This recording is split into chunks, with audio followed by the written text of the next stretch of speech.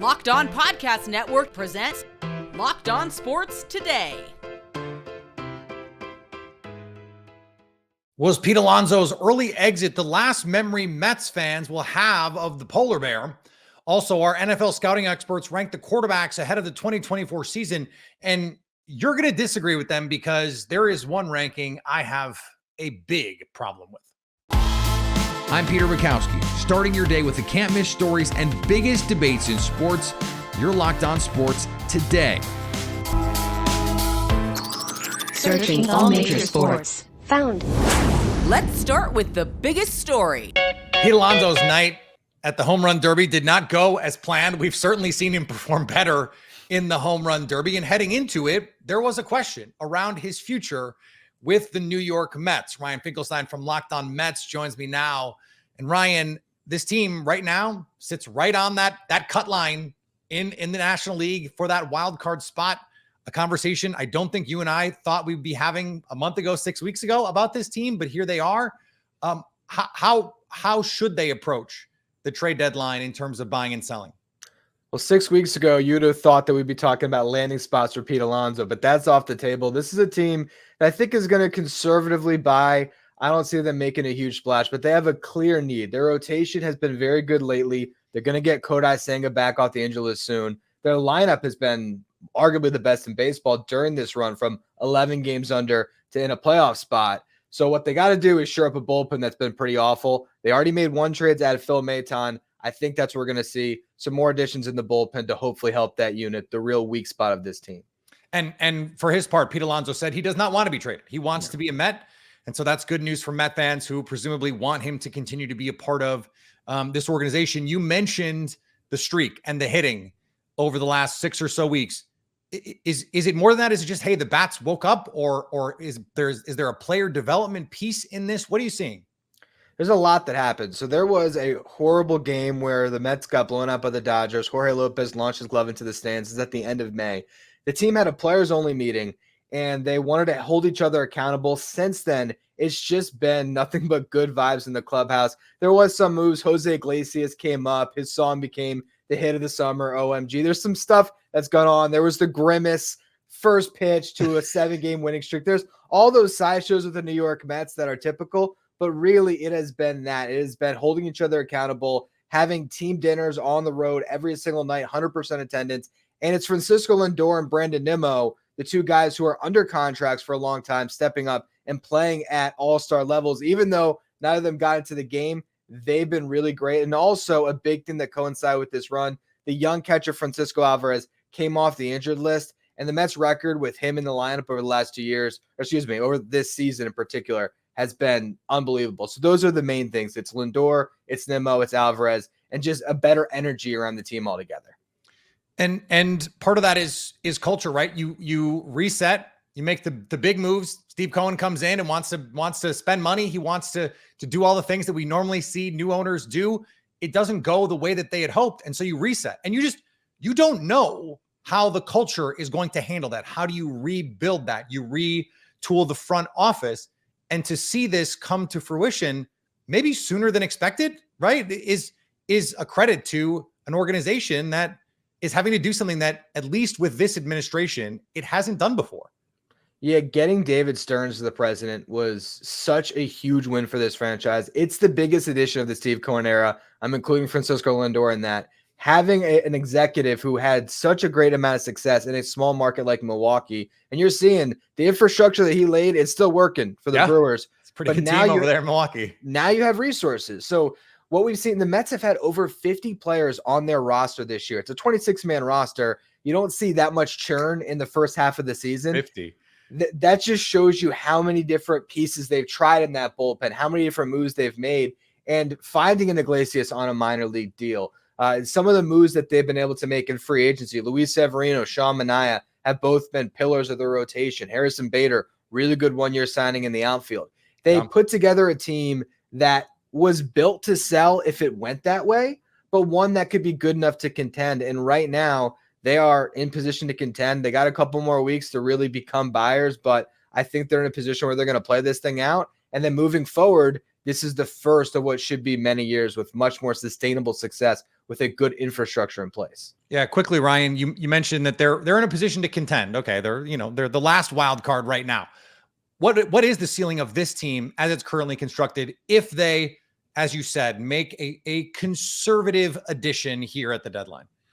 I think what we've seen the last couple of years is just get into the playoffs. It's that simple. And when they get there, I think they have Luis Severino pitching on a really high level. Kodai Senga, if he comes back and is what he was last year, they can make some noise. They have a really good lineup right now. Their top four of Francisco Lindor, Brandon Nimmo, Pete Alonso, JD Martinez, that can bang with anyone. And they have Mark Vientos and Francisco Alvarez really doing it at the early stage of their career. So they have the lineup to make a run. It's just about getting there. And I think they have the pieces to do that. Stay up to date all year on the New York Mets by subscribing to Locked On Sports Today and Locked On Mets on your favorite podcast app and on YouTube. Thanks for making Locked On Sports Today your first listen. Coming up, we look at the top-ranked quarterbacks ahead of the NFL season. Before we get to that, Team USA didn't exactly dominate Australia in a tune-up game. No football, no problem. No NBA, doesn't matter. FanDuel is there with baseball, WNBA, and soon the Olympics. There is plenty to dive into over at FanDuel because they are America's #1 sportsbook. And this summer, FanDuel is hooking up all customers with a boost or a bonus daily. That's right. There's something for everyone every day, all summer long. The National League has a chance to win back-to-back All-Star games for the first time since they won 3 straight between 2010 and 2012. FanDuel isn't buying it, though. AL favored to win on the money line, -118. Also, 6 of the last 7 All-Star games have had a total score of 7 or less. The over-under on tonight's game, 7.5. I don't know. I'm taking the under, I think.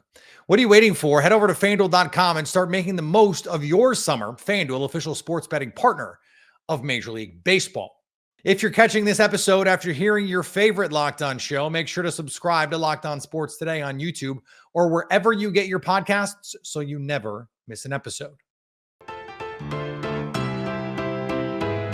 Team USA beat Australia in an Olympic tune-up on Monday, but only barely. The Americans won 98-92. The Anthonys showed up. Anthony Davis and Anthony Edwards led Team USA. Davis had 17 points and 14 rebounds as he anchored the front court, while Edwards got his chance in the starting 5 and did not disappoint with 14 points, including a couple of highlights. The Australians were able to expose a weakness in the American defense, though, by attacking the middle. Even though the three-pointer has become the king of the NBA, good post play still crucial in international play.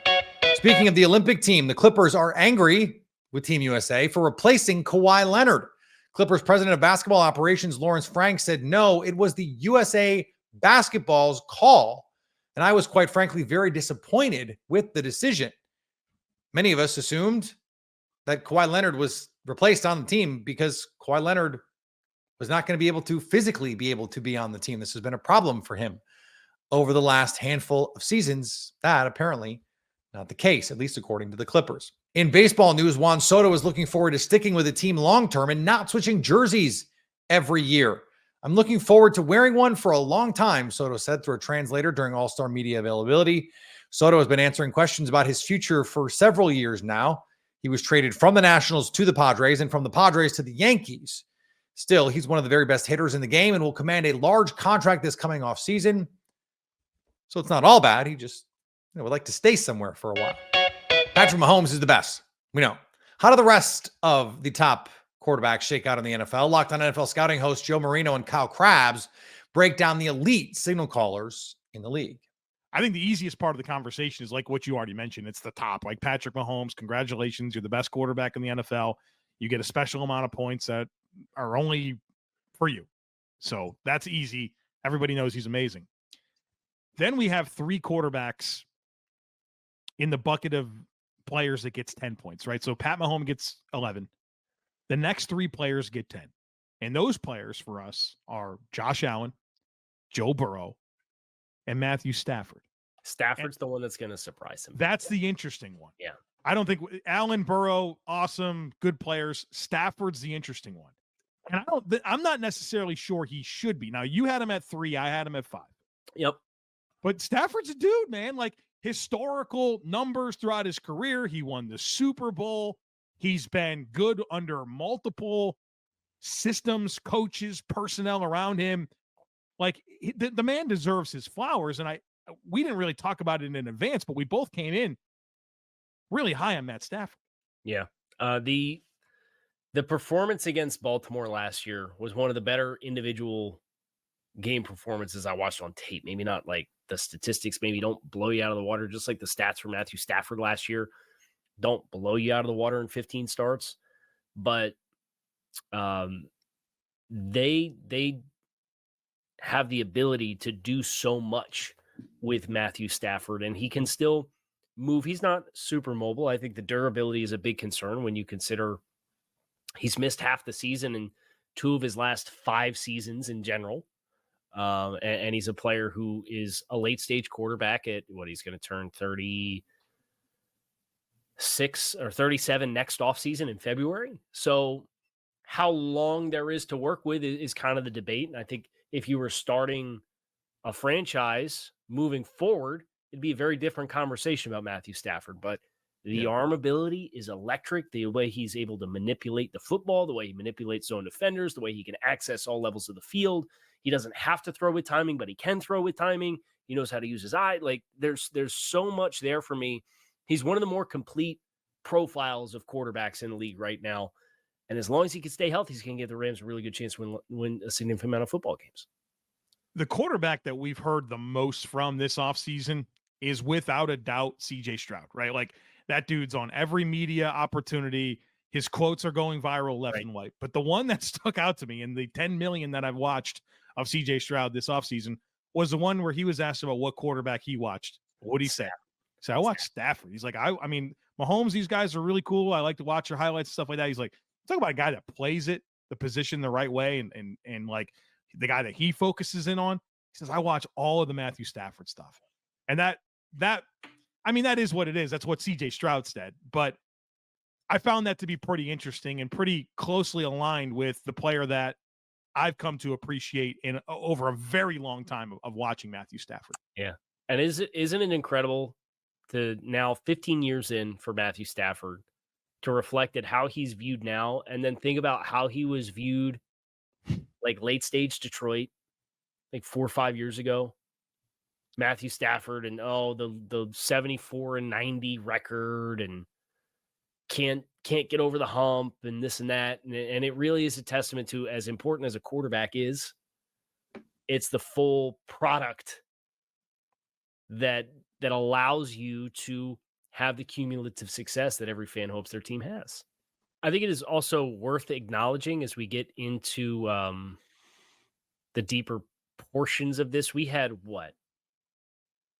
8 of the 10 quarterbacks in the top 10 we had as consensus top 10 quarterbacks, or is it 7? It was Mahomes, Allen, Burrow, Stafford, Jackson, Prescott, Herbert, Jared Goff. I'm not a math guy. 8 out of 10. 8 out of 10. Yeah.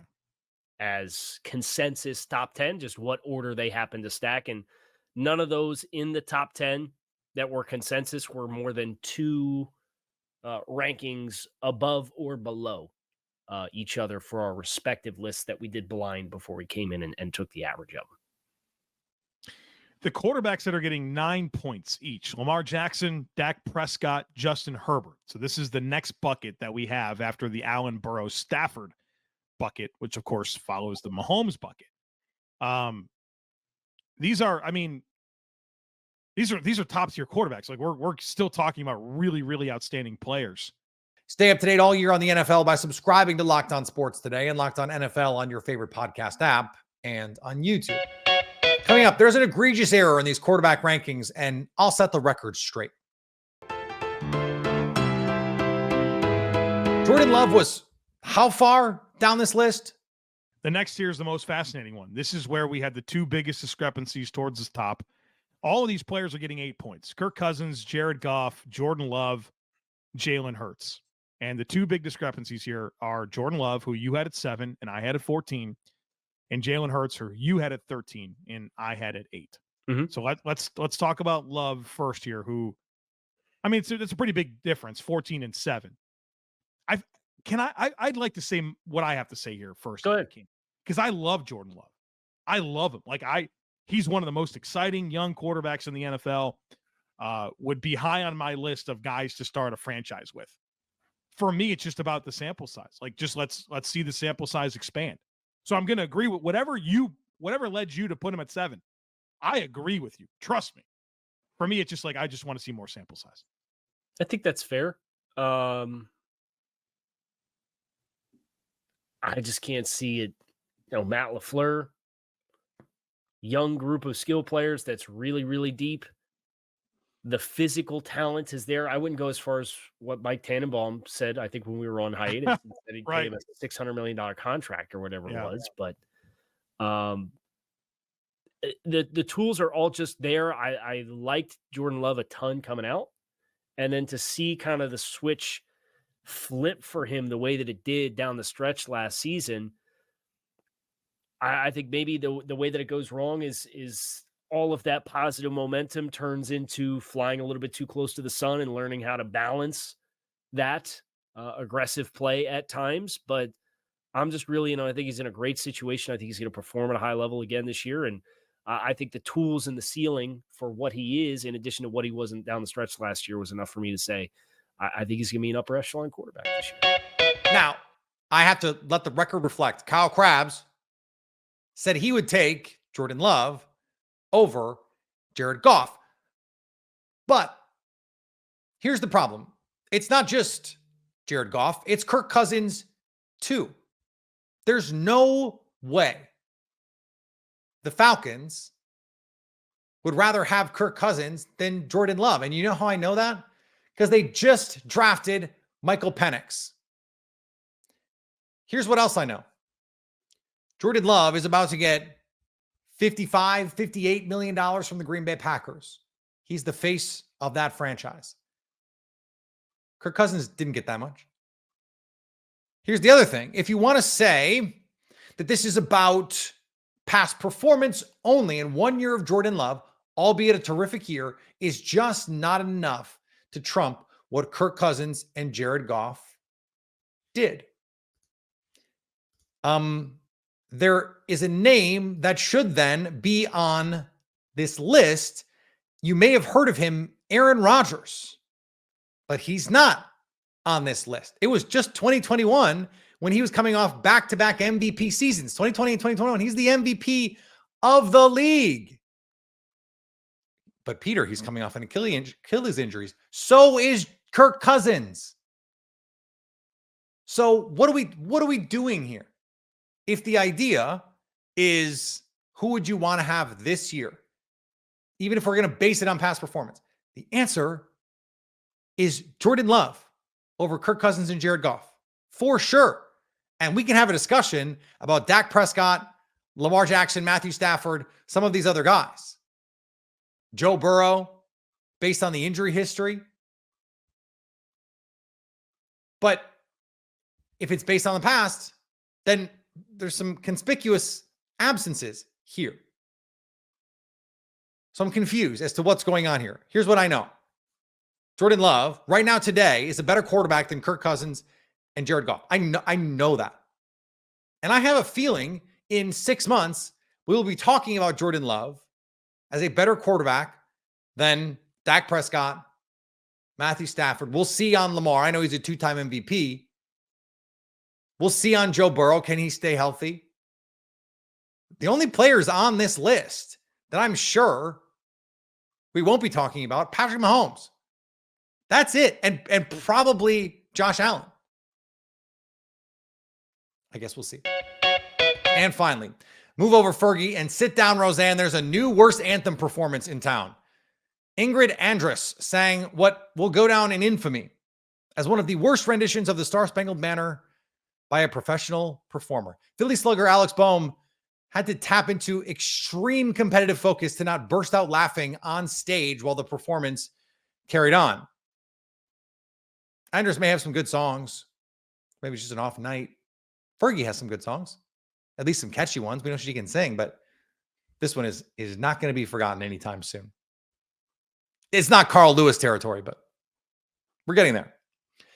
If you're catching this episode after hearing your favorite Locked On show, make sure to subscribe to Locked On Sports Today on YouTube or wherever you get your podcasts so you never miss an episode. Also, if you're a new subscriber to Locked On Sports Today, we're here for you with the biggest stories in sports every day. Coming up on the next Locked On Sports Today, which NFL coach has the hottest seat this year? So at least until tomorrow, stay locked on sports today. Locked On Podcast Network presents Locked On Sports Today. For more episodes of Locked On Sports Today, go to our video on demand. Click on Sports at the top of your screen. There, you'll find past episodes of Locked On Sports Today, plus other Locked On shows on demand.